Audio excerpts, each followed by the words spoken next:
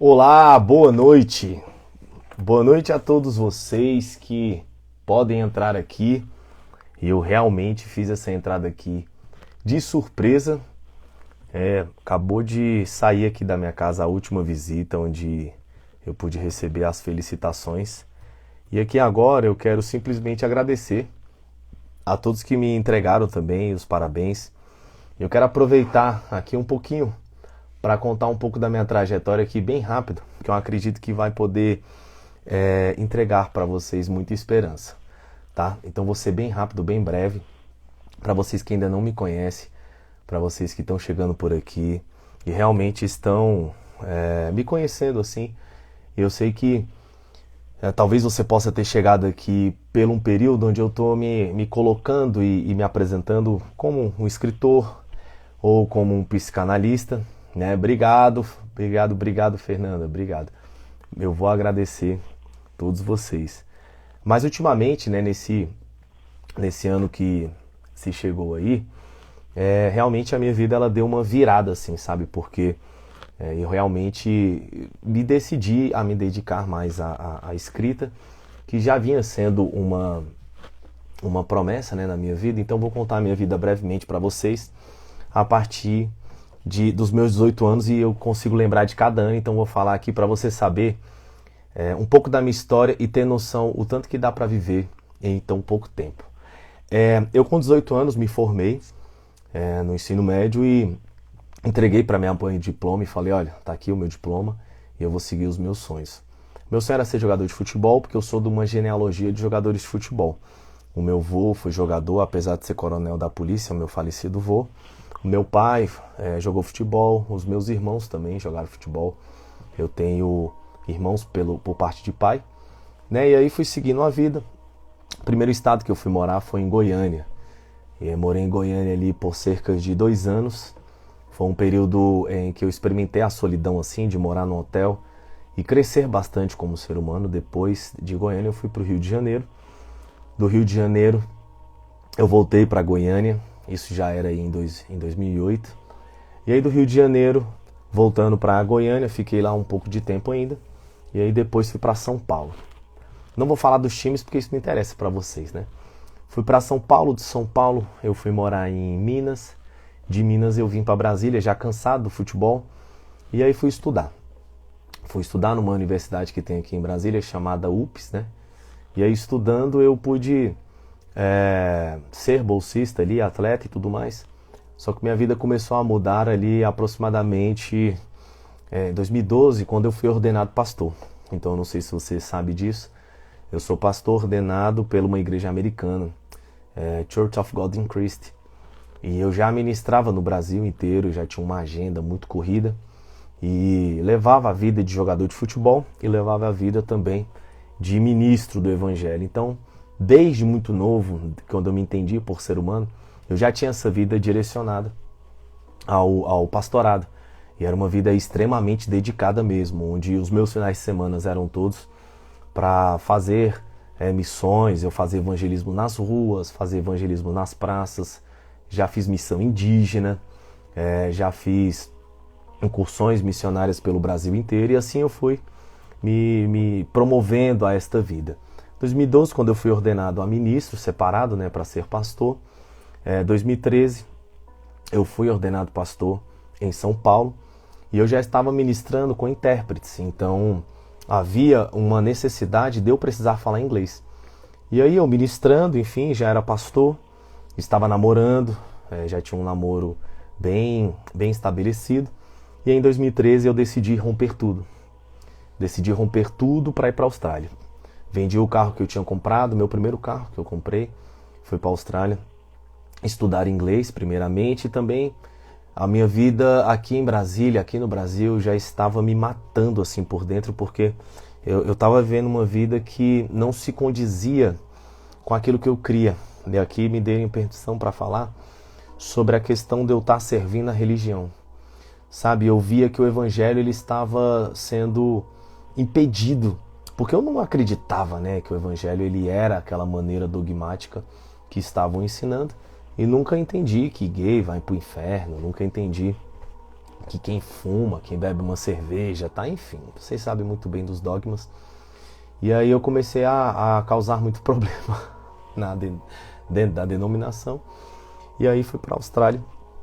E aí fui para a Austrália com uma amiga minha. A gente chegou lá, eu fui estudar e tudo mais. E não falava inglês, não tinha nem noção. E aí lá, me entreguei aos estudos e também fui jogar um futebolzinho lá com uns árabes, uns colombianos, e eles ficaram impressionados ali que eu sabia jogar futebol. E me perguntaram, rapaz, por que você não joga aqui? E aquilo despertou algo em mim. E aí eu fiz um currículo pelo Google, se tivesse chat GPT eu estava feito hoje, né? Estaria feito. E entreguei esse currículo, entrei no site da federação, mandei e fui seguindo. E ali eu decidi realmente aprender inglês e eu consegui ser chamado para alguns testes. Eu estou correndo aqui, tá? No meu testemunho para depois eu contar mais para vocês terem noção do tanto que dá para viver em tão pouco tempo. E aí lá eu fiz os testes, fui aprovado, só que eu não falava inglês, tanto que teve ajuda ainda de amigos para traduzir contrato e tudo mais. E fui seguindo nisso. Eu tinha terminado meu namoro aqui no Brasil e eu reatei o namoro via internet. Ela foi para lá ficar comigo no mês de dezembro de 2013. Foi lá, ficou comigo, ficou 3, 4 meses comigo lá, até que ela teve que vir embora. Quando ela veio embora, eu não resisti a ficar só. E no final de semana que ela veio embora, eu quebrei o pé. E aí já foi, né, a ajuda para eu voltar. Voltei para o Brasil em 2014. Quando eu voltei, eu já estava fluente em inglês. E voltei para a igreja, né, tinha uma função lá, pastor e tudo mais. Só que não cabia mais dentro de mim aquele sistema de religião, porque quando eu entrei na Austrália, a Austrália é um país ateu. É um país assim que já está até além do ateísmo, é um país gnóstico, totalmente agnóstico. E aí eu vi que o evangelho no mundo, ele não era pregado daquela maneira e eu já estava levando o evangelho para muçulmanos, para japoneses, enfim, estava me conectando com o mundo inteiro lá na Austrália. E aí voltei e eu lembro que estava tendo a seletiva para a Copa do Mundo aqui no Brasil, né? E eu participei da seletiva, fiquei muito bem colocado e fui selecionado para trabalhar na Copa do Mundo, para ser o intérprete das delegações. Intérprete, assim, eu tinha que ficar com os diretores e os presidentes das delegações, o público VIP, ou seja, o público AAA. E aí eu fiquei locado lá no Royal Tulip, né, onde as delegações ficavam. E tive uma experiência muito incrível com a França, com Colômbia, Camarões, Holanda, Suíça. Eu entrava no vestiário, enfim, saía, tinha acesso livre. E aí, trabalhei na Copa do Mundo, ganhei cerca de 9 mil reais, na época era muito dinheiro, acho que foi 9 mil, 10 mil. E o amigo que eu tinha conhecido na Austrália me chamou para conhecer o filhinho dele que tinha nascido. E aí eu peguei esse dinheiro e saí do Brasil. Saí do Brasil e fui para Estados Unidos e fui com a mochila nas costas, sabe? A minha alma precisava viver aquilo novamente. E aí fui para a Austrália de novo, fiquei lá com ele um mês. Nisso que eu fiquei lá na Austrália, alguns clubes me procuraram. E aí foi onde eu assinei um contrato com um clube. E lembra que eu estava namorando? Pois é, nesse interlúdio eu noivei. E aí mandei mensagem para minha noiva, liguei para ela e falei, olha, eu assinei o contrato, mas eu vou ter que ficar aqui. Ela disse, se você ficar não tem como a gente seguir e tal. Enfim, aí eu voltei pro Brasil, exclusivamente por isso. Quando eu voltei, nós arrumamos toda a papelada para casar. Casamos em 2015 e fui para a Austrália novamente casado. Fiquei na Austrália, na casa de uma família que nos adotou, que hoje a minha mãe é australiana, a minha família é australiana. Fiquei o ano de 2015 e aí aconteceram algumas coisas, alguns problemas lá e tudo mais. A minha mãe teve aneurisma aqui também, estava bem debilitada e eu com aquele medo de perder minha mãe e tudo, e os problemas lá, acabou que a gente decidiu vir. Quando eu vim em 2015, eu não tinha sustento, não tinha nada, minha vida tinha iniciado lá na Austrália. Viemos casados para morar aqui na casa dos meus pais. E foi uma situação muito difícil, muito complicada, e eu precisando de trabalho, precisando de alguma coisa, foi onde eu criei uma escola de inglês. Criei aulas e tudo mais, anunciei no Facebook, as pessoas aderiram, comecei a dar aula. E aí então eu comecei a criar coisas para eu sobreviver. E aí eu fui ser representante também comercial, onde eu pude trabalhar, um trabalho bem causticante ali foi, né? Mobiliando nosso apartamento e tudo mais, e aí eu fui seguindo essa vida no ano de 2015. No ano de 2016 foi realmente um ano em que eu conheci o mercado financeiro. Conheci as moedas digitais, conheci o Bitcoin e fui trabalhar numa empresa aqui em Brasília inovadora. Comecei a trabalhar e isso eu vou contar para vocês, olha o que Deus faz. Comecei a trabalhar e tudo mais e estudar aquilo de uma maneira até que um dia ia ter uma palestra sobre o mercado financeiro e tudo mais.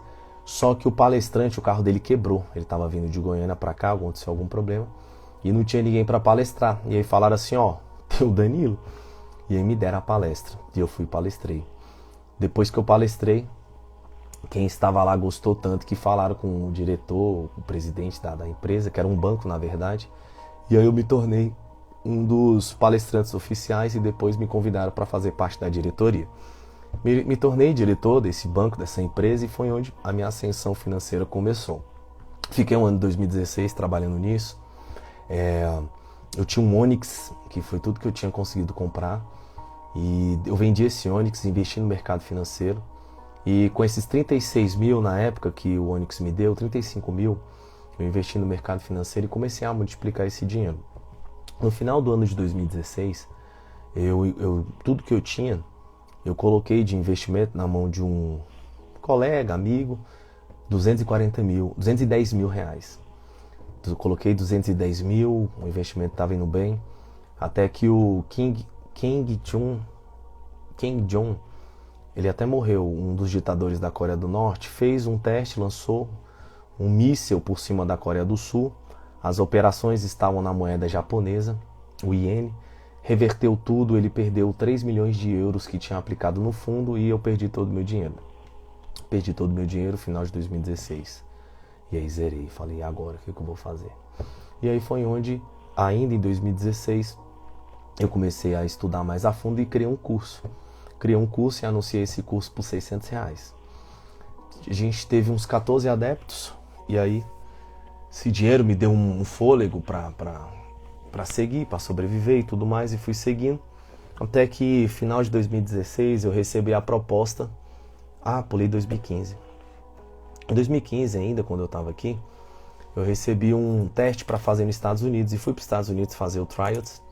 Só que na época com quem eu estava casado, ela não queria ir, e eu voltei para o Brasil. E agora voltamos aqui em 2016, recebi a proposta para voltar para a Austrália. E meu coração pertence à Austrália, sabe? Na verdade, meu coração pertence. Não tá aqui no Brasil. Eu tô aqui no Brasil realmente por uma missão mesmo, quando ela acabar. E aí eu fui, assinei o contrato, eles mandaram a passagem, eu fui, só que eu fui só. O intuito era eu ir e depois ela ir. Quando eu cheguei na Austrália, eu cheguei em 2017, né, em fevereiro de 2017. Como uma grande contratação e tudo mais, minha vida já era outra, porque a primeira vez que eu fui para a Austrália, eu cheguei a trabalhar até em roça, trabalhei em fazenda de chuchu, trabalhei em fazenda de plantação de morango, trabalhei capinando também, quem estava comigo, a minha companheira, vendia bolo também para ajudar ao sustento, enfim. E aí, em 2017 eu fui, já estabilizado, morava na casa do meu treinador, e eu consegui também um trabalho de treinador. E aí teve um dia que o meu diretor faltou. E aí eu assumi o treino. Quando ele chegou, ele se surpreendeu e propôs uma parceria comigo e eu me tornei diretor da academia dele. O Ruiz Luiz, que é uma das maiores academias que tem hoje lá em Gold Coast. Na verdade em Brisbane, né? E aí me tornei diretor dessa academia e fui indo, sendo jogador e diretor. Era artilheiro do campeonato, estava muito bem, era um jogador mais bem pago da liga, estava perfeitamente bem, até que por questões pessoais com quem eu estava, ela não queria voltar para a Austrália, ela estava aqui no Brasil, e aí eu larguei tudo, desertei, larguei tudo, vim para o Brasil para tentar restaurar e resgatar né, o relacionamento e tudo mais. E vocês são Deus, eu tô entregando isso de presente para vocês, a minha história, porque ela pode salvar alguém, ela pode dar um direcionamento, eu não sei. O Espírito Santo me tocou e eu sigo ele, eu obedeço a ele, tá? Eu não fico falando da minha história, eu não fico trazendo testemunhos eu poderia trazer aqui, sabe, programação neurolinguística para emocionar e tal. Não. Tô falando da minha história aqui para que você testemunhe com sua alma essa história. E aí voltei, larguei tudo, cheguei aqui em maio. E pronto, cheguei, bloquearam meu cartão, inventaram uma história lá que eu tinha fugido por causa de filho e tal, e não era isso. E eu ainda tinha contrato, tinha visto, tinha tudo. Vim em 2017, o que eu vou fazer, cara? O que eu vou fazer da minha vida? E tinha algumas viagens, cumprimos as viagens que já estavam pagas e tudo mais. E aí foi onde eu fiquei pensando, o que eu vou fazer, E aí conheci um empresário aqui, e a gente se uniu e começamos uma empresa de investimentos e tudo mais. Ela deu super certo. Só que quando começou a entrar dinheiro, ele começou a desvirtuar. O primeiro contrato que eu fechei com essa empresa foi de R$1 milhão em Aracaju, que eu vou até contar para vocês. Através desse curso que eu criei em 2017, eu fui dar curso em Aracaju. Quando eu cheguei em Aracaju, o dono da empresa gostou tanto que eu voltei para Brasília e ele me contratou de novo para dar curso lá. Voltei, ele me apresentou a empresa, eu desenhei o modelo da empresa que ele estava devendo, acho que era 350 mil, não sei. Eu falei, olha, se eu entrar na sua empresa, ela vai prosperar. Eu carrego sobre mim uma unção, que entrando aqui, ela vai vir para cá. E ele acreditou, eu cobrei dele um valor, ele me pagou e eu fui para Aracaju. Isso que eu fui para Aracaju, as coisas foram fluindo e tudo mais. Só que quando entrou o dinheiro lá, ele se desvirtuou, eu me desliguei. E ele chegou acho que ele pegou a 30 milhões que ele pegou. Lá eu vim, e aí eu meio perdido, falei, Senhor, o que eu vou fazer? 2017 ainda, estava no Brasil. E aí conheci um outro empresário aqui, montamos uma outra empresa e fomos seguindo e tudo mais, seguindo. Na hora que fechou o contrato, o dinheiro entrando, ele foi se desvirtuando. Como é que ele foi se desvirtuando? Comprando BMW, gastando aqui, gastando ali. Não tinha tanta transparência na entrada e saída do dinheiro. Eu falei, tô fora. Sabe, a minha paz eu não negocio. 2017, e aí o que eu fiz? Em uma madrugada criei um curso, um outro curso. Criei um curso. E aí foi onde eu comecei a publicar esse curso e eu já até mostrei para vocês uma corretora. Eu consegui um patrocínio de uma corretora e comecei a viajar ao Brasil. E aí abri esse curso e tudo mais, foi quando a minha vida, ela deu aquele boom. E aí fui viver 2019 para esse curso já consolidado no mercado financeiro. E aí foi onde veio o divórcio. Quando veio o divórcio, vou pular essa parte, depois eu experimentei um absinto na minha alma terrível, profundo, que imagina, um pastor, casou diversas pessoas, era referência, né, e tudo mais, divorciado, isso mexeu muito comigo e tudo mais. E aí foi onde eu recebi outra proposta para voltar para a Austrália. Recebi essa proposta e eu ia. Só que o Senhor me deu uma palavra para eu ficar. Aconteceu comigo igual o Viktor Frankl, sabe? Ele conta, o Viktor Frankl, inclusive no livro dele aqui, Em Busca de Sentido, de uma resposta que ele pediu para Deus se ele ia ou se ficava. E quando ele estava caminhando, ele encontrou escombros de uma igreja que tinha sido demolida por um míssil que pegou nela na Segunda Guerra Mundial. E aí ele parece que encontrou uma insígnia escrita assim, stay, fica. E ele ficou, né? E aí eu entendi Deus me dando essa resposta que era para eu ficar. Fiquei. E aí falei, tá, vamos suportar todo esse processo. E aí eu no ápice da minha depressão, não queria mais viver. Vou pular uma parte aqui que eu deixo para contar depois para vocês. E não tinha problema nenhum em morrer, porque para mim a morte é só uma passagem. E vou pular essa parte também. E aí quando fui morar só e tinha perdido tudo e pronto, eu falei, vou me reerguer. E aí foi quando, cara, o que o Senhor fez comigo, nisso que aconteceu em 2019, Eu fui e comprei um carro, tava orando para comprar um carro, precisava de um carro, não tinha um carro, precisava para me movimentar, para trabalhar e tudo mais, né? Eu tava dando curso, mentoria e tudo, não tinha um carro, comprei um carro. Quando eu comprei esse carro, passou o financiamento, assinei tudo, mandei minha CNH. Quando eu mandei minha CNH, no outro dia a menina, Danilo, sua CNH tá vencida e a gente já assinou o contrato, vai ter que cancelar o contrato, fazer de novo e tal. E eu dei entrada na minha nova CNH. E aí foi quando, 2020, surgiu o Covid. Na verdade, 2019 para 20, né? No 2020 surgiu o Covid, suspendeu tudo e tal. Eu falei, e agora? Aí o dono da concessionária falou assim, Danilo, fica com esse carro. Fica com esse carro, fiquei com o carro. Passaram-se 90 dias, não resolveu. Eu falei, Anderson, pega esse carro, cara, de volta, ele tá comigo e tal. Ele, não, traz o carro aqui que eu vou pegar. Pegou e me deu o dinheiro da entrada. Esse dinheiro da entrada eu investi no mercado financeiro, multipliquei esse dinheiro e foi meu sustento.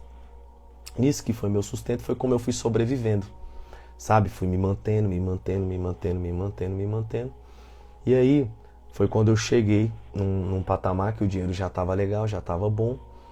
Só que eu tava com uma guerra com Deus terrível, cara. Terrível. Não, como que Deus deixou acontecer tanta catástrofe na minha vida?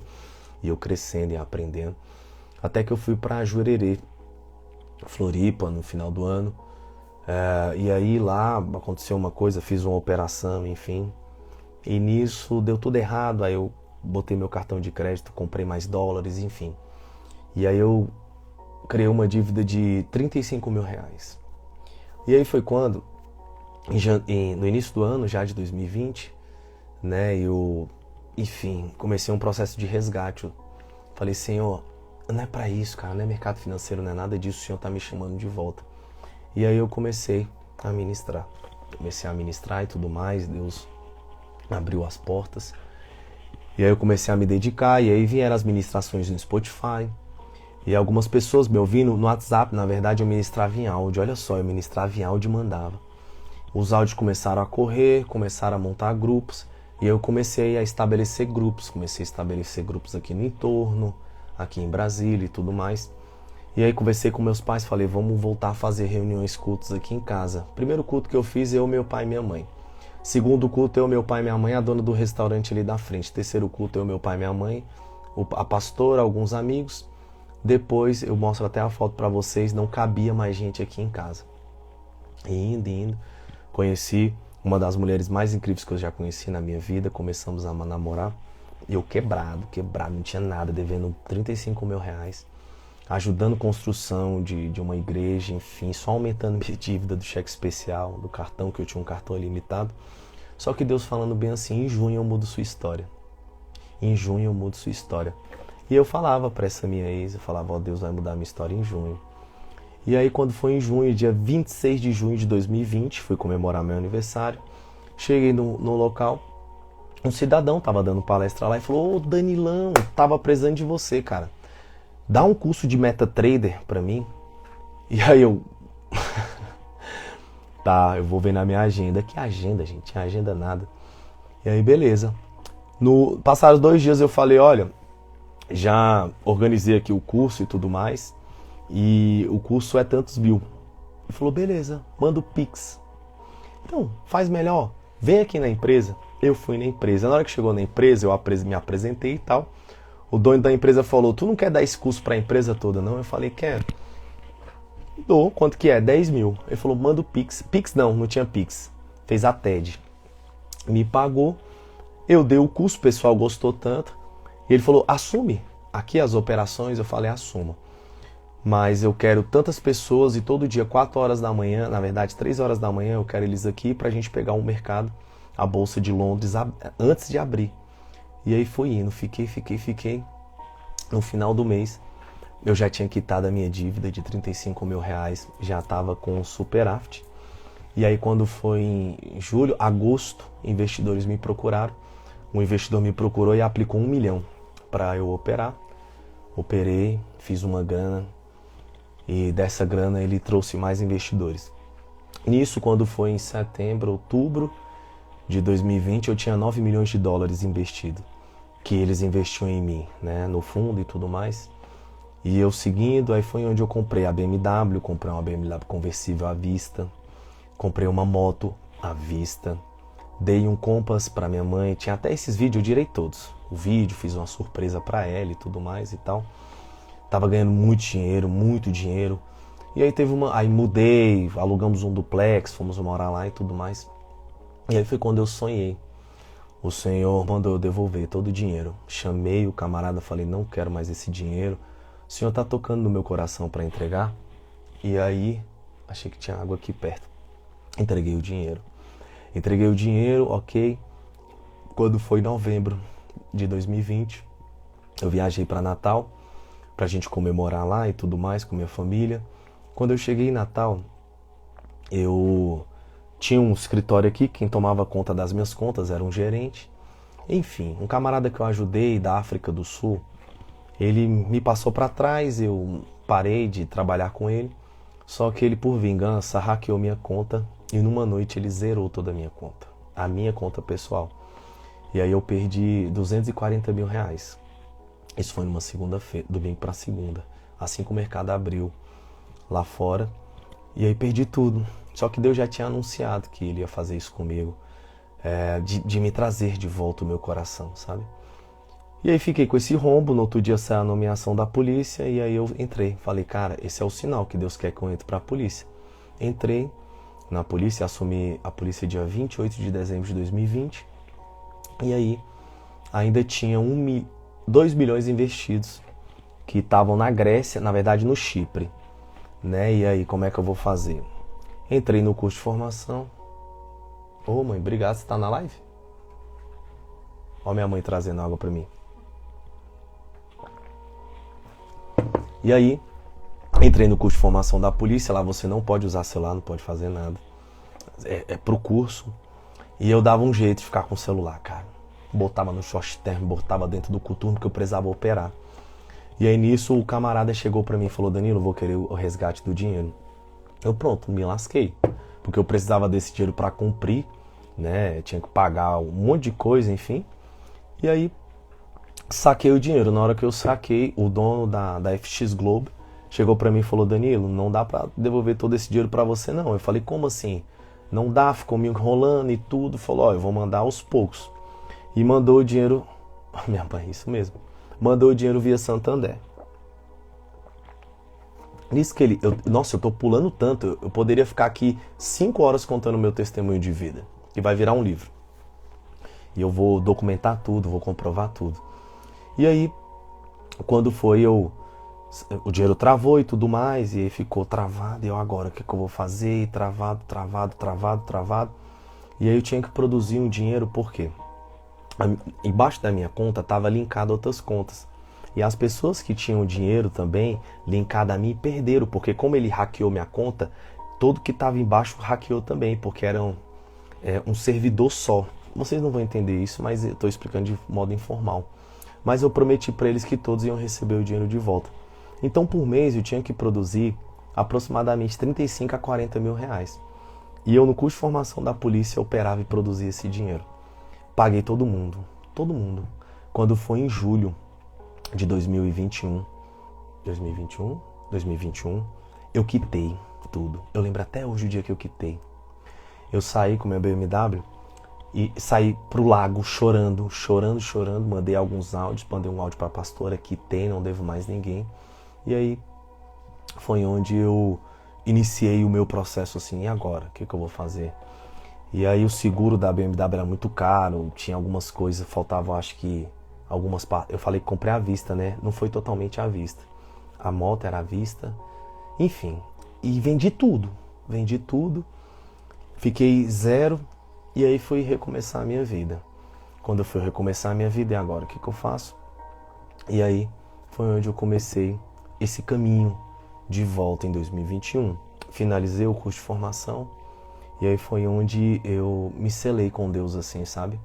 Voltei a uma vida que eu não tinha mais aquela vida de antes. E aí vim me reestruturando. E aí o ano de 2021 pro final foi onde eu voltei com o Delembe a ministrar. Vocês podem entrar no YouTube, vocês vão ver dezenas de lives que eu realizei nesse período todo. E aí voltei às ministrações, foi quando eu virei pro ano de 2022. Virei o ano de 2022 sabendo que seria um ano de muita entrega. E me entreguei o ano de 2022, me dedicando à polícia, me dedicando a tudo que eu já estava me dedicando. E nisso tudo que eu estou contando para vocês, eu estava escrevendo esse livro. E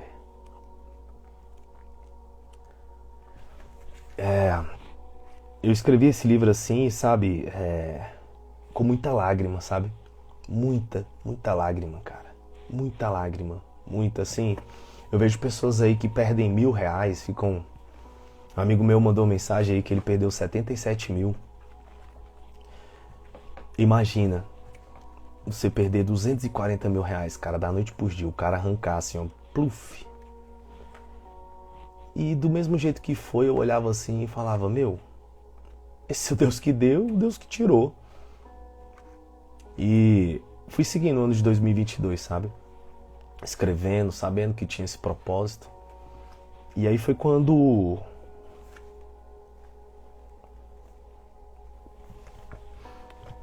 eu voltei, né, já a treinar pela polícia, voltei a jogar, voltei a ser atleta, a gente foi campeão lá no Rio em 2021, em 2022 tinha o Mundial. E aí Deus me deu a oportunidade de comprar um Civic. E eu vou contar essa história pra vocês. Eu comprei o Civic, um novo Civic em dezembro.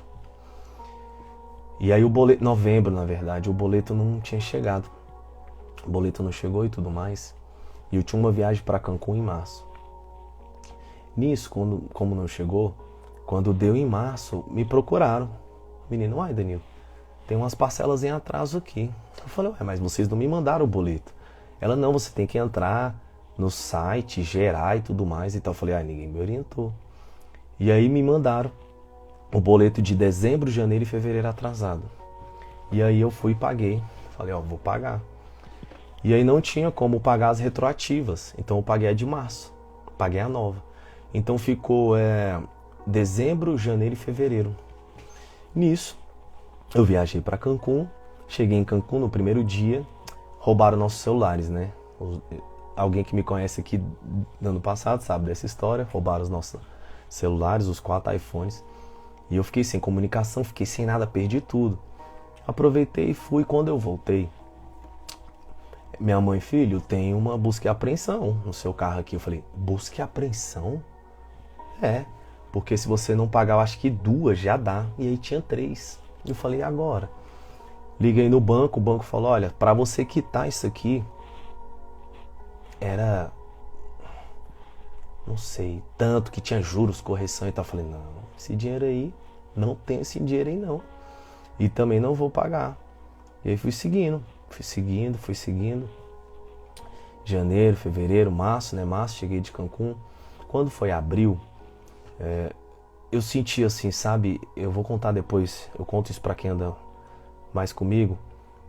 Não é nada de numerologia, astrologia não, mas os meses eles representam situações, sabe? E abril pra mim é um mês é um mês de convergência. E o mês de maio é um mês de preparo, o junho é de abundância. E aí, abril eu vivendo aquilo, quando foi maio, eu ia agora. E aí minha mãe entrou no processo. Quando entrou no processo, um juiz, ele deferiu, ele foi contra. Ele falou, não tem busca e apreensão, não tem nada, deferiu, extinguiu o processo. E aí eu liguei no banco, né? E aí eles passaram pro, acho que é Pascolato, o escritório que cobra, né? Quem já você que já atrasou parcela pode até saber disso. Pascolato. E aí liguei lá e falei, olha, o processo foi extinto e tudo, vocês perderam, eu quero quitar o carro. Se eu fosse, né, eu comprei o carro sem juros, então era 48 de alguma coisa, o carro custava uns 128 mil. E aí eles proporam, não, é tanto pra você quitar 80 mil. Alguma coisa assim, eu falei, não vou pagar 80, eu tenho 60 se vocês quiserem. Não, e tal, não sei o que. Nesse período, eles entraram novamente com o processo em segunda instância. E aí eu tranquilo, eu não fiz eu não fiz de má vontade, eu não fiz de má fé. E eu sigo meus princípios, eu sigo uma verdade, e a verdade que me esclarece. Nisso, o desembargador, eu acho, não sei, de novo ele deferiu esse processo e excluiu e disse não e excluiu, falou assim, arquiva esse processo. E aí eu, meu Deus, Deus está cuidando de mim. E aí eu fui, coloquei para eles e falei, olha, vocês estavam querendo 60, agora eu tenho 40. Aí eles, 40 não, a gente aceita 45 ou foi 50, alguma coisa assim. Na hora que eles aceitaram, eu liguei pro Anderson, lembra? Aquele lá que eu tinha comprado o carro na pandemia e tudo mais. Anderson, da D2 Multimarcas, que fica ali no Pistão Sul, em frente ao Taguatinga Shopping. Melhor loja de seminovos aqui de Brasília, ele é honesto. Liguei, Anderson, tem um carro aqui, ele traz aqui, Danilo. Levei em pé. Ele olhou o carro e falou, Danilo, é seu, eu não vou nem... Eu sei que é seu, tá bem cuidado, eu pago tanto. Eu falei, agora, faz o Pix. Ele fez o Pix, em pé. Eu estava em pé, ele fez o Pix, o motorista me pegou, me deixou em casa. Eu quitei o carro por tantos mil e fiquei com 60 mil, eu acho. Peguei esse dinheiro e investi em 2022. E aí, treinando, fui pro Mundial na Holanda. Fomos campeões mundiais invictos, pentacampeões mundiais, né? Voltei e me entreguei mais, me entreguei muito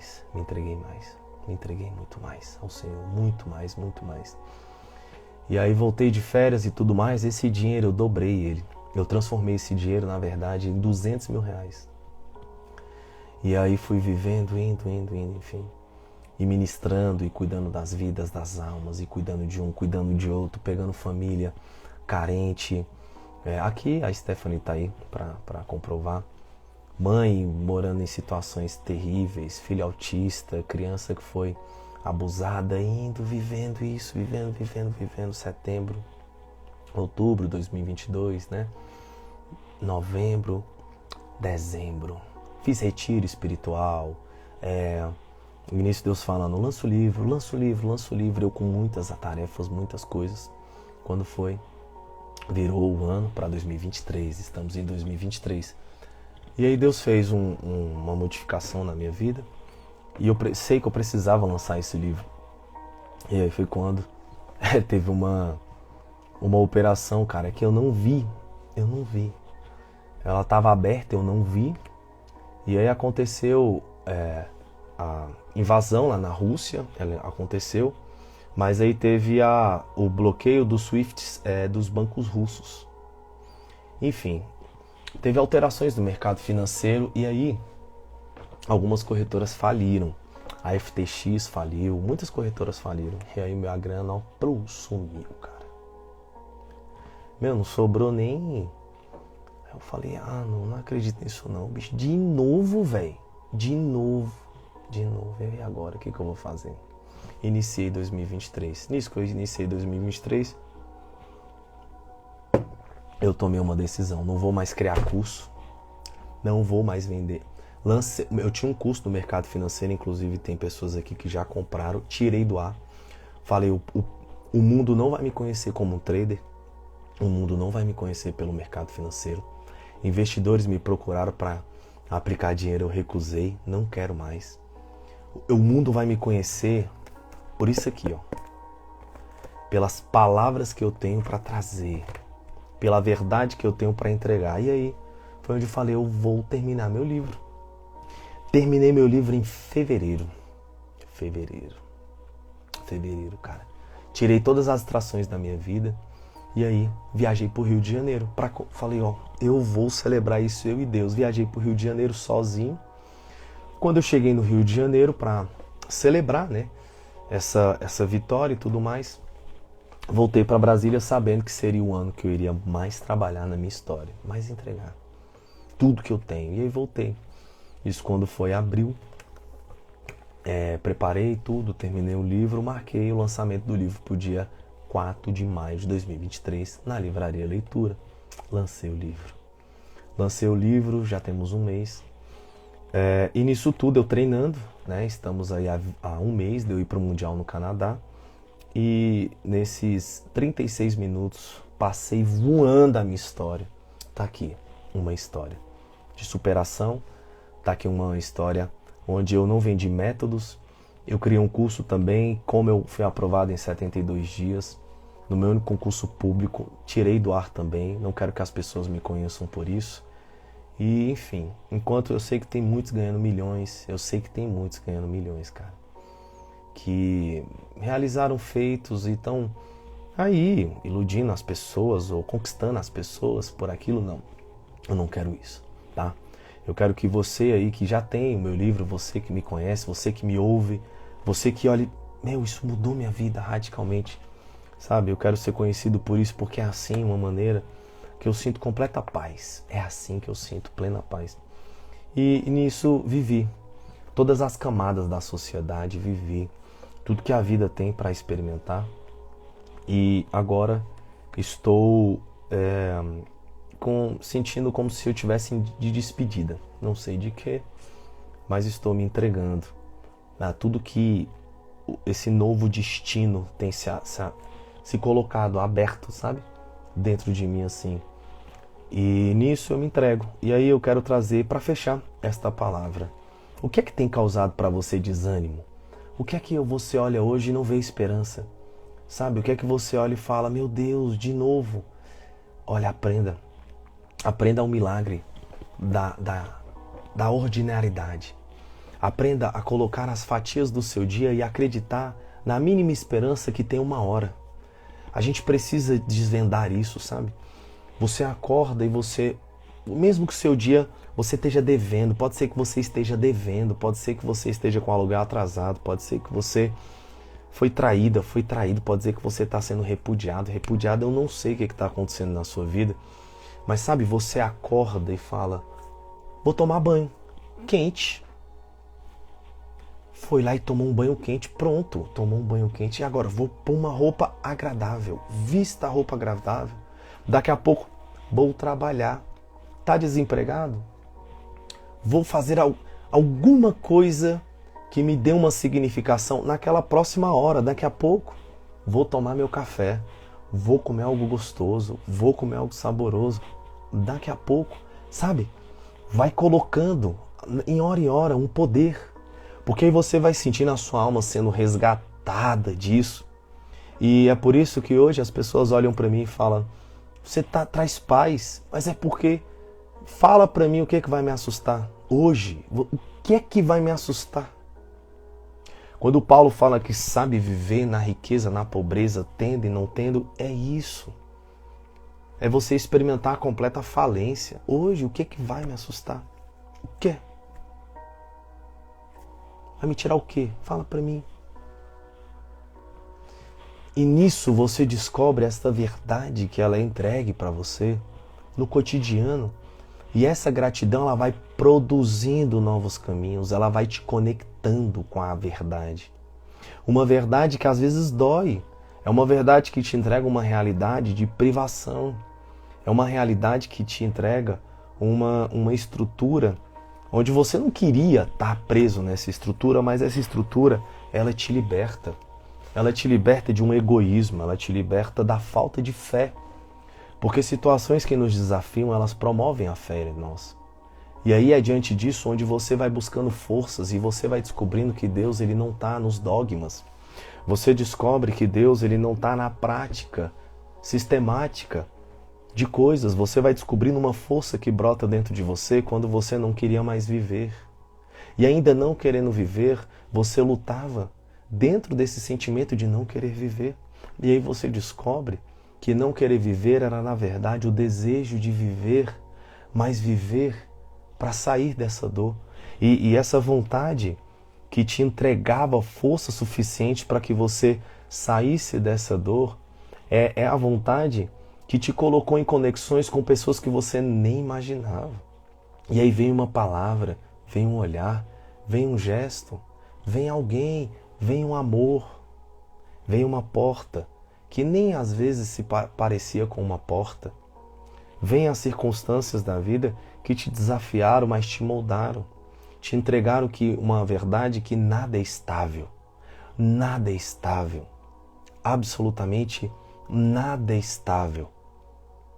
Quando eu vejo, essa semana eu recebi felicitações e visitas de pessoas riquíssimas. Riquíssimas. Pessoas que também não têm nada. querem, almejam e pensam. Tudo que podem ser, basta você acreditar. Mas você tem que acreditar agora.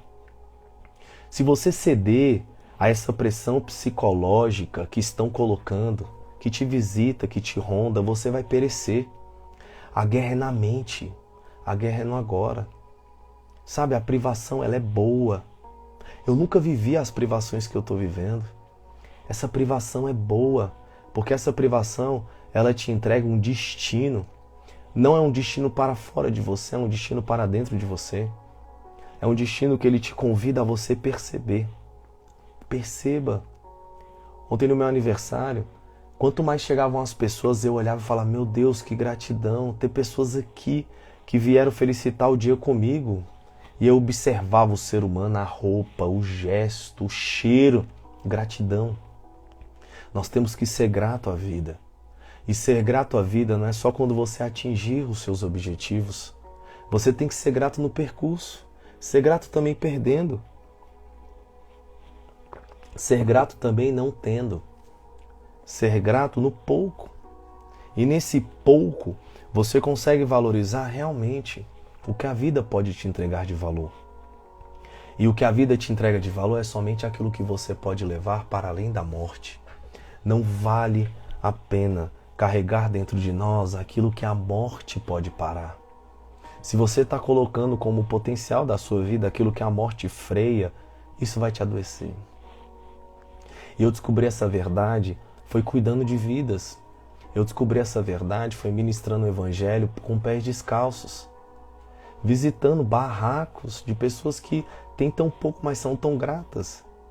Visitando lares que não tinham absolutamente nada. Há pessoas que estavam com problemas de câncer terminal. Há pessoas que estavam com problema mental. Foi visitando essas vulnerabilidades que eu vi e falei, meu Deus, a vida ela é tão instável. O que é que eu posso ter de estável?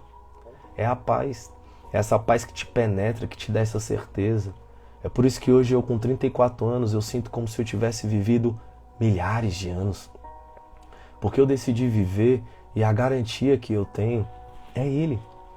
Se o Senhor me garante, eu vou. Se Ele não vai, eu não piso lá.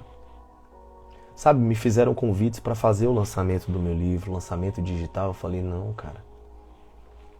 Deixa do jeito que está aqui. Conforme o Senhor vai me conectando, Ele vai colocando em vidas, pessoas que recebem uma palavra, que recebem uma direção, que são conectadas. Aqui tem pessoas que acabaram de entrar, que me conheceram enquanto eu estava escrevendo o meu livro, aí pelo litoral do Brasil. E se você souber como que eu escrevi esse livro, oh meu Deus. Eu lembro que eu entrei eu fui para o Espírito Santo, fiquei ali em alguns lugares, e aí eu fiquei em Vila Velha ali, né? Vila Velha, Vitória, enfim. Atravessei a ponte, fui pro Triângulo das Bermudas, entrei. Fiquei ali no meio daquelas baladas ali, e fiquei observando as pessoas. Daqui a pouco eu entrei na Pink Elephant. Entrei e comecei a ver a festa, aquela coisa, curtição e tal. Aí eu destacava meu celular e começava a escrever. Sabe? Eu começava a escrever coisas que eu reparava. Casais que chegavam abraçados, se beijando. Daqui a pouco o teu alcoólico aumentava. E aí, né, começavam as discussões, as brigas. E eu via o jeito que ele tratava, o jeito que ela olhava. Enfim, eu ia escrevendo sobre as relações humanas. Sobre as distrações. E escrevendo. E nisso me conectando com as pessoas e aprendendo. Aprendendo que nós não somos o que nós temos. Nós não somos. Se há alguém que queira se manifestar por ter, oh meu Deus, pobre coitado. Como um dos livros que abraçaram a minha alma, esse Tao Te Ching, eu deixei no meu livro aqui, ó, aqui no final, um aforismo de Lao Tse, que está depois dessa carta ao amor que eu escrevi, né? Eu vou ler aqui para a gente encerrar a live. Aos meus agradecimentos. Se todos na terra reconhecerem a beleza como bela, desta forma, já se pressupõe a feiura. Se todos na terra reconhecerem o bem como bem, deste modo, já se pressupõe o mal. Porque ser e não ser geram-se mutualmente. O fácil e o difícil se acompanham. O longo e o curto se definem um ao outro.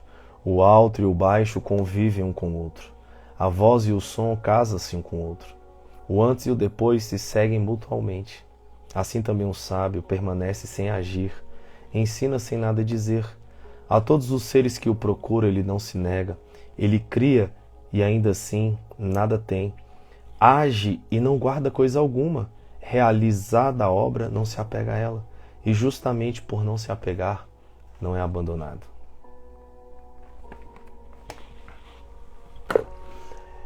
Eu vejo as frases, do desapego. Se você não se apegar, você nunca se sentirá abandonado, mas eles estão falando desse apego emocional, sentimental às pessoas, não? Esse apego a coisas, quando você se apega àquilo que você tem, que você acredita que é, sabe? Quando você descobre quem você é, você se entra na roda de milionários, de pessoas altamente bem-sucedidas socialmente, e você não se sente inferior. Você sabe o que tem dentro de você. Você se sente bem com o que você tem para vestir. Você se sente bem com sua limitação. Se sente bem onde você mora. Se sente bem com o seu cantinho.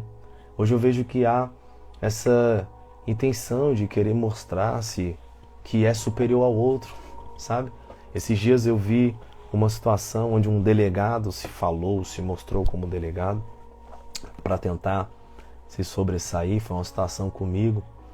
E eu olhei, sabe, assim, disse, pra que isso? Você não é isso que você tem. Você estudou para servir a sociedade. Só que nós estamos numa sociedade aqui que as pessoas, elas olham e dão valor por aquilo que chama atenção, por aquilo que é aparentemente belo. Mas se o belo não traz paz, e não é belo. Se o belo não traz vida, não é belo. O belo ele está no resultado que ele propõe. E nós poderemos ser uma civilização que irá se extinguir por esse desejo desenfreado da exploração do próprio ser.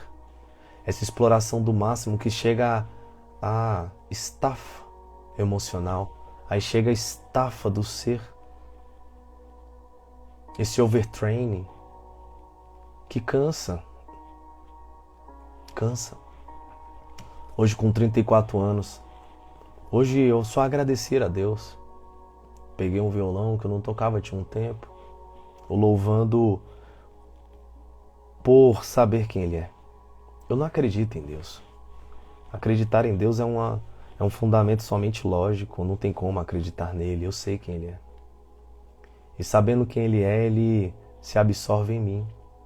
E Deus é em mim a minha necessidade também. Deus é em mim a minha fome, o meu medo, o meu cansaço, também a minha coragem. Ele é a minha esperança, Ele é a minha fé, é a minha força, é a minha limitação, é a minha imaginação, é a minha fantasia, é a minha realidade. Ele está em mim. Não sei quanto tempo eu viverei, não pretendo viver muito tempo, mas o tempo que eu vivo, eu experimento Deus na minha humanidade. É na minha humanidade, na minha pequenez, na minha falha, no meu acerto, na minha tentativa de explorá-lo. Enquanto eu exploro, ele se explora em mim. Eu o vejo na doença, eu o vejo na catástrofe, eu o vejo no crime, eu o vejo na prisão, eu o vejo na atuação policial, eu o vejo também na hora da vítima, eu o vejo no perdão, eu o vejo em tudo. Em tudo. Absolutamente tudo. Sabemos que hoje os homens estão maquinando agora, nesse momento, em como ter mais poder. Como poder mais. Como que eu posso mais? Eu digo que nem o meu concurso não me prende. Não. Posso abrir mão a qualquer momento. Qualquer momento. Eu não sei. Não me prende. Porque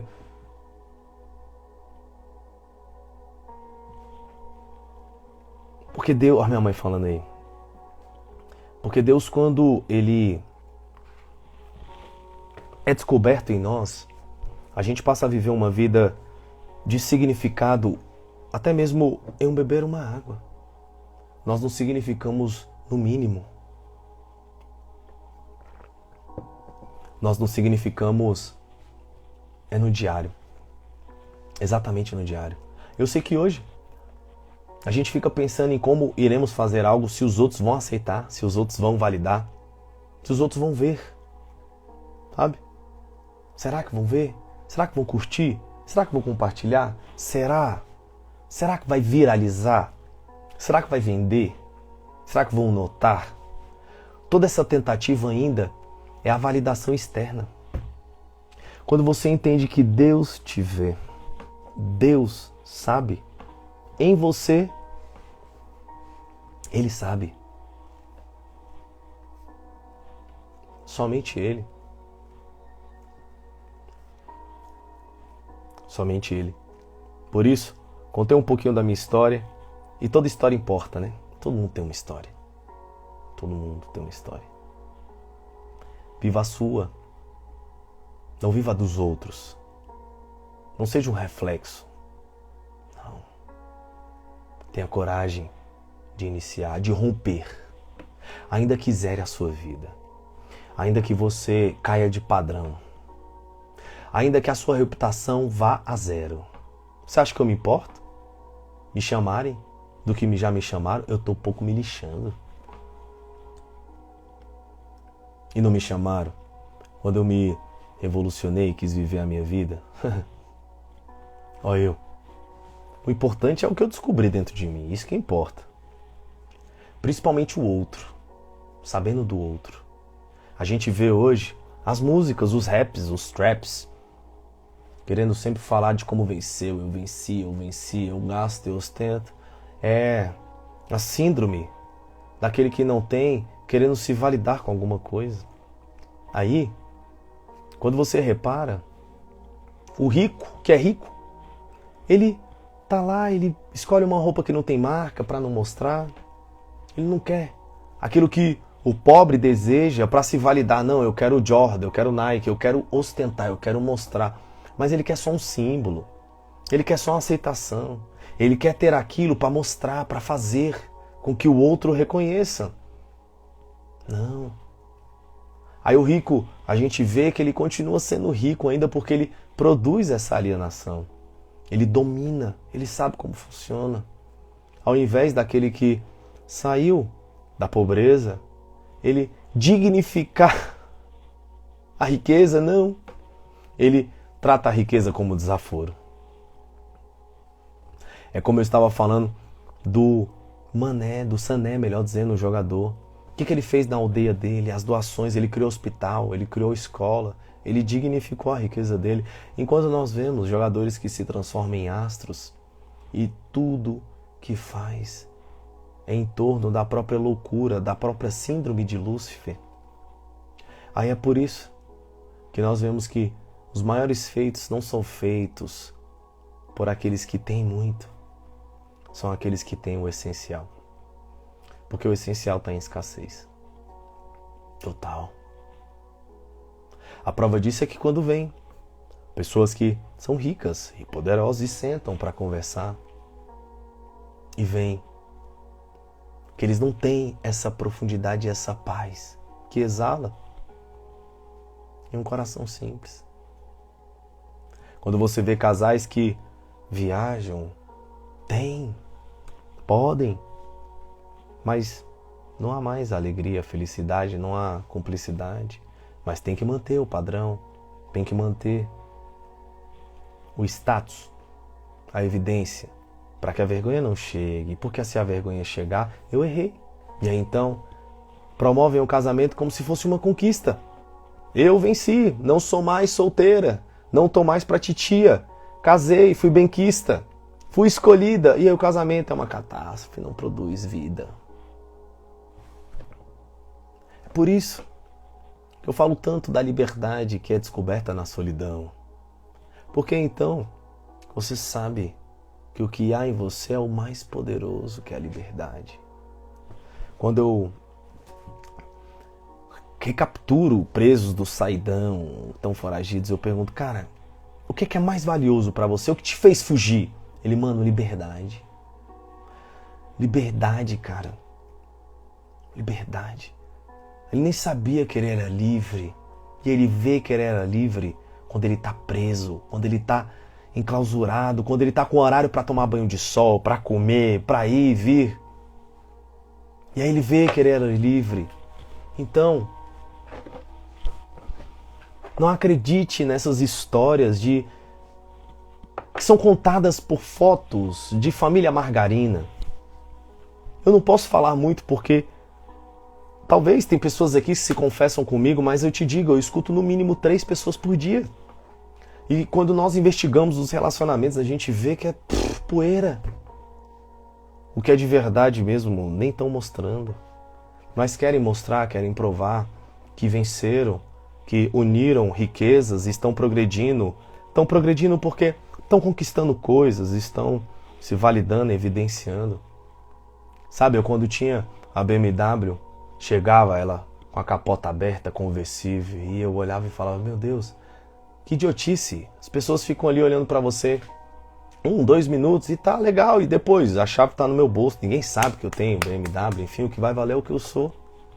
E aí quando eu abri mão de tudo isso, eu tive um confronto com a minha identidade, porque aí eu não sou o carro que eu tenho, então o que eu tenho hoje? Estava andando de Uber. E aí? Quando ia convidar alguém para sair, eu era convidado. Onde é que você me encontra? Vou de Uber. Não, você tem carro, então se você tiver e quiser passar aqui, e aí você vai tendo esse confronto com a sua identidade. Mas você vai se encontrando e você vai vendo de fato o que é a realidade, o que é a verdade. E aí foi quando eu descobri a simplicidade da vida que estava reservada para dentro de mim. Eu não tinha reparado o que Jesus tinha falado sobre os lírios do campo, que eles não plantam, eles nem trabalham e ninguém se veste lindo como eles. Os passarinhos que não trabalham têm comida e são cuidados por Deus. Jesus estava falando sobre essa arquitetura que sustenta o simples. É um simples que é descoberto no olhar. O olhar que interpreta a vida com gratidão, com verdade. Onde você não se compara. Onde você não é pego pela cobiça. A cobiça de querer o que é do outro. A cobiça de querer seguir um padrão. Seguir uma estrutura. Seguir aquilo que estão te promovendo e evidenciando. E tudo bem. Você pode querer provar para qualquer um que você venceu, mas não tem como você se enganar. E a pergunta é, você se venceu? Você venceu esse desejo de querer evidenciar quem você é? Diz para mim, a história conta. Os homens que mudaram foram aqueles que, quando eles saem daqui, a gente sente falta. Sente falta pela representação, sabe? Ele era uma barreira que não permitia o mal avançar. Era uma barreira na sua comunidade, na sua família, entre os amigos e tudo. Não permitia que o mal ele ganhasse força. Era alguém que trazia esperança, alguém que trazia significado, alguém que trazia, sabe? Hoje eu estava louvando uma música, a mesa onde eu sou filho, que eu me torno igual à mesa que iguala o momento de comunhão, onde eu alimento-me, não do alimento desta terra, é um alimento, é uma essência que parte.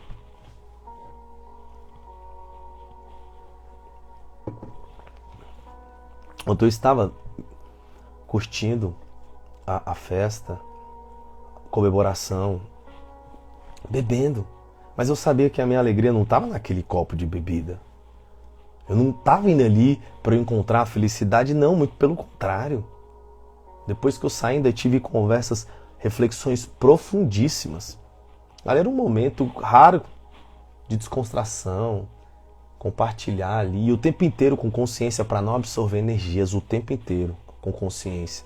Mas ainda assim, você sai um pouco carregado, toma um banho, faz uma oração, descarrega o que te lançaram.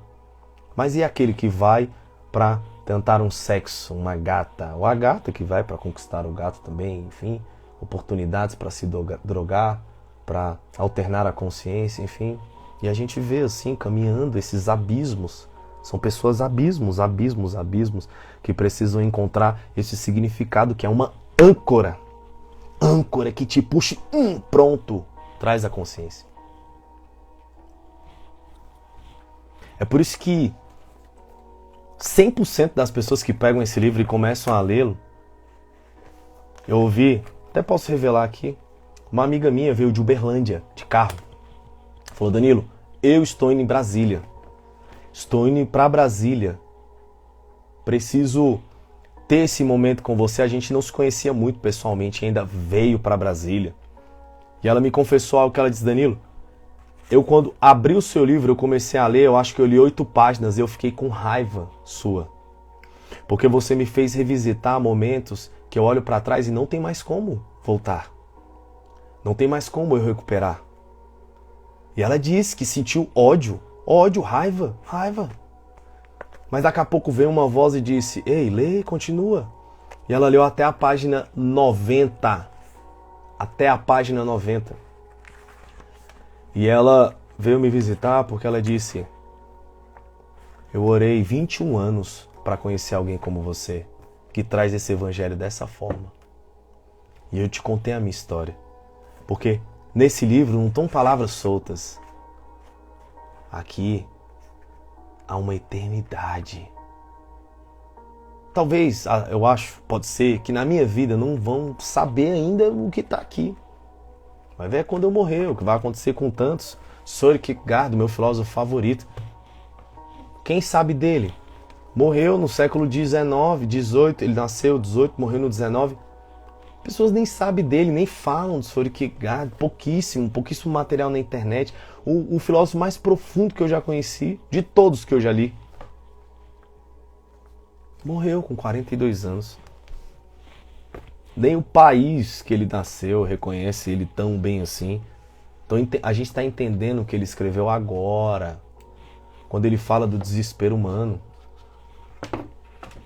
Quando ele fala dessa ânsia do homem, ele diz que a morte, quando encontra a vida, ela se desespera, porque a morte quer morrer, e quando ela encontra a vida, ela morre vivendo, então é um ciclo, ela se retroalimenta da vida morrendo. Então a morte passa a morrer para sempre. Entenda isso, vou repetir. Søren Kierkegaard fala que a morte, quando encontra a vida, ela se desespera, porque a morte quer morrer, a morte quer findar. Quando ela encontra a vida e ela absorve a vida, ela morre para sempre. Porque enquanto ela morre, ela vive e ela fica morrendo. Essa é a morte eterna. Se falasse isso nas igrejas, se ensinasse isso na religião, mas não, a morte para eles é essa punição. Não, a morte eterna é a morte se retroalimentando de vida. É isso. E ele fala isso no desespero humano aqui, ó. Ele fala isso. Então você tem algo para sair dentro de você que vai falar para além de você. Aquilo que você quer manter ainda no seu nome, aquilo que você quer ainda manter na tua força, vai acabar junto com você. Vai acabar junto com você. Você significa algo para além. Você significa algo adiante. Aquilo que finda em você merece morrer com você. Tem problema. Aí ajunta riquezas, ajunta tudo. Ok, viveu, rico, milionário, criou, ou nem tanto, teve bens, morreu e aí, ficou pra quem? Pra quem que vai aproveitar isso? A única coisa que a gente deixa de verdade que perpassa é o legado. O legado, ele atravessa a nossa vida, sabe? Porque o legado, ele continua uma história que não fala só de mim. Ela vem através de mim. Sou um veículo. Eu filtro aquilo que eu peguei, aquilo que eu recebi, aquilo que eu entendi. Eu filtro e repasso. E repara, a forma como eu repasso, ela revela totalmente o conceito da eternidade em mim. Porque se para mim Deus é somente um ato de conquista, onde eu tenho para conquistar, Deus é somente algo que eu absorvo para prosseguir em um feito, e é esse Deus que eu uso como uma atividade intelectual, uma atividade de reforço, para que eu possa praticar, para que eu possa realmente obter aquilo que eu quero, para que eu possa construir a síntese da minha realidade. Esse Deus aí, ele acaba comigo. Acaba comigo no intuito de quando eu me findar, ele acabou. Agora, se eu entendo um Deus que está por detrás, é o homem atrás do plano, é a sabedoria por detrás do conhecimento. Esse Deus que tem a arquitetura, esse Deus que tem a gerência, esse Deus que tem a intenção. No meu livro eu falo sobre a intenção. O ato de intencionar já é o ato de fazer. Deus, ele é a completa possibilidade de todas as coisas. Porque para Deus nada é impossível. Logo, em Deus eu tenho a possibilidade da morte e tenho a possibilidade da vida. Se em Deus eu tenho a possibilidade da criação e da não criação, da matéria e da não matéria, em Deus eu tenho a possibilidade de toda a existência, de todo o acontecimento. Em Deus eu tenho a possibilidade do nada, assim como eu tenho a possibilidade do tudo. Então Deus é a perfeita possibilidade. Então, se Deus intenciona, já acontece. Então, quando Deus intencionou, já aconteceu. Então, o grande segredo da vida não é eu descobrir o feito de Deus. O grande segredo da vida é eu descobrir a intenção de Deus. E a intenção de Deus é falada de um modo que as pessoas tomam como uma realidade religiosa. Deus amou o mundo. Essa é a intenção de Deus. Deus amou, Ele amou, é a intenção. Então, se a intenção de Deus foi esse amor, eu tenho que ter medo de quê? Eu vou duvidar de quê? De quê que eu vou duvidar? Eu tenho que prosseguir nessa jornada sabendo que a cegueira que o outro produz em ódio contra mim, o atraso que eu recebo é somente um período, um processo. Tudo isso acaba e passa. Agora, o que continua para sempre é a sua consciência. Eu falo tanto da consciência, descobrir a consciência, perceber a consciência, ganhar consciência, saber que você sabe, entender o que você entende, conhecer o que você conhece, perceber aquilo que você percebe, entender aquilo que você entende, de fato. E aí assim começa a vida. A vida começa a partir daí. Antes não existe vida. Antes o que existe é espasmo. E o que o mundo ensina é que com 300 mil, 400 mil você resolve a sua vida. Como que você resolve a sua vida? Na Suíça, Alemanha, índice de suicídio altíssimo, dentre os maiores do mundo. Se riqueza e estabilidade conseguisse resolver o problema da alma humana, então estava resolvido. Não. Sabe o que é o suicídio? O suicídio, a pessoa que se suicida, ela está fazendo o último ato de bondade com ela. Porque se ela entende que se matar vai resolver, então ela se resolve se matando. Então a dor que ela sente, ela não consegue mais dicotomizar entre o que é ela e o que é dor. Logo, tudo que essa pessoa sente é dor. E aí, nesse estágio em que ela se entende como dor, ela pensa, eu quero findar com essa dor, então eu preciso findar com a minha vida. E aí tem um ato de automutilação fatal. E esse ato de mutilação fatal é um ato em que ela tem como última esperança. Então esse ato que ela tem, que acontece por milésimos de estabilidade emocional, onde ela entrega a razão para mesmo colocar o fim à vida. E quando ela toma esse ato de finalizar, ela entende que ela precisa sair dessa dor se findando dela.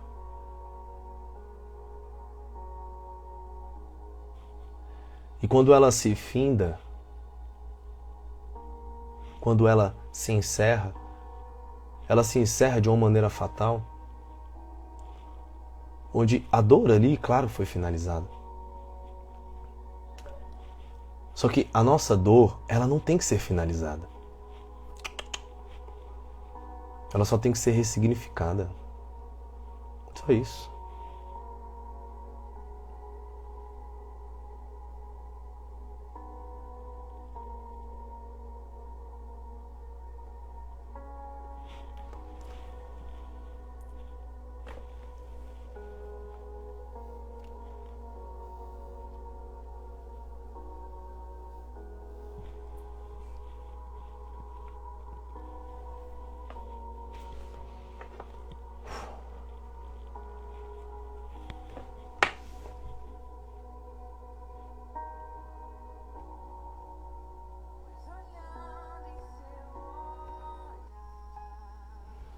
eu quero encerrar com essa passagem aqui que está no meu livro.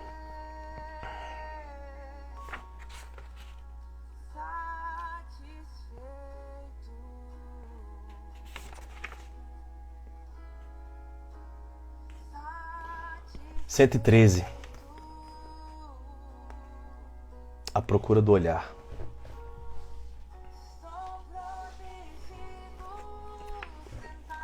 Quando avisam para Filipe e Natanael que eles tinham encontrado o Messias, Natanael ele era um burguesinho de Águas Claras, sabe? Do Noroeste, do Lago Norte, do Lago Sul. E aí falam para ele assim, ó, o Messias veio da estrutural, cara. Tô parafraseando, tá? Porque dizem pra ele veio. Ele... Tem alguma coisa boa lá? Só tem peba lá. Ele fala isso. Pode vir alguma coisa boa de Nazaré? Ou seja, ele tá falando, não, moço, lá, o que tem lá é esgoto, pessoa feia, suja. Não, lá não tem nada de belo, não. Burguês. Um burguesinho. E aí quando ele chega até a presença do mestre, o mestre olha pra ele e diz assim, Filipe, eu te vi assentado abaixo da figueira. Eu tenho uma percepção dessa passagem diferente dos teólogos. E ali, Jesus Cristo olha para ele. E é onde eu falo aqui, a procura do olhar. Sabe, Natanael, ele estava procurando um olhar. Ele não tinha um olhar. Ele etiquetava as pessoas socialmente, pela roupa. Ele etiquetava as pessoas por onde ela mora. Ele etiquetava as pessoas pelo que ela vestia. Ele etiquetava o tempo inteiro, ele etiquetava. Etiquetando. Só que aquilo era um próprio etiquetamento da alma dele. Porque ele não acreditava na imprevisibilidade da vida. Ele acreditava pelo mérito. Ele era um refém do mérito. Só que Jesus mostra que a vida nem sempre respeita méritos. A graça não respeita méritos. Porque ela é um favor que nós não merecemos. Ele diz, Filipe, eu te vi, cara. Eu te vi. E esse olhar, Jesus se conecta com ele deste modo que isso penetra ele. E ele sabe por que ele estava abaixo da figueira. Ele sabe o que estava passando no coração dele. Sabe, essa discriminação que ele coloca para a vida dele é entregue. Um significado. Onde eu falo aqui na página 113 dessa busca que nós temos por um olhar. E todo ser humano, ele nasce à procura desse olhar. Absolutamente todo ser humano. E não ser visto é uma punição severa demais. Os humanos, eles se distinguem dos outros seres humanos, dos outros seres vivos, melhor dizendo, porque eles criam objetos, práticas, ideias conhecidas coletivamente como cultura. Nós criamos coisas que chamamos de cultura. E esta cultura é para ser notada. Não há nada que o homem cria que ele queira que fique no anonimato. Portanto, quando ele recebe esse olhar, esse etiquetamento que ele coloca na sociedade, essa discriminação, já começa sendo quebrada. Esse julgamento, ele tenta suprimir toda tentativa de ascensão ao discriminado. Não, você não pode sair daí. É como agora eu estou estudando mais a fundo as relações interraciais e só vai entender isso quem é preto, em vez de família preta. Sabe, o preto, ele é ovacionado quando ele destaca no esporte, quando ele traz medalha olímpica, né, para os países. Olha a França, traz medalha olímpica, aí você vai ver o campeão de judô, o maior jogador da história da França não é francês. É de Colônia. O outro maior jogador agora da atualidade também não é francês, é de Colônia. O campeão de judô, o maior judoca da história, também não é francês, é de Colônia. E aí você vai vendo o preto, quando ele se destaca esportivamente, top. Dança, top. Quando ele se destaca na música, top. Agora, quando ele se destaca intelectualmente, em consciência, ele é massacrado. Foi o que aconteceu com a filosofia africana, que é a mais antiga do mundo. A filosofia egípcia, e o Egito é um império africano, foi massacrada. O Império Yorubá, a filosofia Yorubá é muito mais antiga que a filosofia aristotélica. E a gente vê essas castas que o homem coloca, sabe? Filipe, ele era alguém que olhava as pessoas pelo sistema de castas. Ele não permitia a ascensão. Essa ascensão que não entrega o olhar, e quando eu falo do olhar, sabe as pessoas que trabalham limpando o chão? Sabe as pessoas que estão ali limpando? Eu lembro quando eu fui no Gran Riá, tinha um homem lá, eu fiquei olhando ele limpando os corrimãos, né? Os corrimãos. E eu cheguei e falei, rapaz, tu limpa todos esses corrimãos aqui? Ele falou, todo dia eu limpo esses corrimãos. Na hora do café da manhã, você senta lá e vem toda aquela pompa e tal, só gente rica, milionária naquele hotel. E eu olhando, eu fui. Na hora que o menino me serviu o café, eu agradeci ele, perguntei o nome dele, qual é o seu nome e tal. Daqui a pouco ele veio e falou assim, de um tempo ele ganhou intimidade, ele falou, o que você faz? Porque você foi o único que perguntou meu nome, você trata a gente. Eu falei, não, cara, pelo amor de Deus, sou igual a vocês. E aí minha mãe ia chegar mais tarde nesse hotel. Fui, conheci ele, conheci o menino da cozinha, enfim, tudo mais. Quando minha mãe chegou, no outro dia que a gente foi tomar café da manhã, eles quiseram conhecer ela. E aí, eu tenho uma foto que eu até postei no meu Instagram um tempo atrás. Todos os funcionários lá do restaurante, do hotel, a maioria, vestido de branco, né? A gente tirou uma foto, todo mundo junto. Sabe, eles não são vistos. Porque só tem que servir, servir os homens invisíveis. Que ninguém sabe da história deles. Ninguém percebe que o sol tá quente, se estão com sede, se estão com frio. Sabe, se o sapato tá apertado ou não, são as pessoas invisíveis. E o amor, ele entrega esse olhar. Porque Jesus Cristo é um amor andante, né? Ambulante, encarnado. E ele entrega esse olhar e diz, eu te vi, te aceitei. E a gente encerra aqui, porque eu vou agora ler. Muito obrigado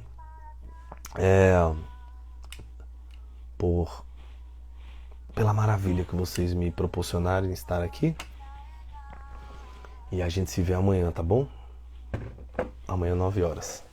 A gente vai ter a live da noite.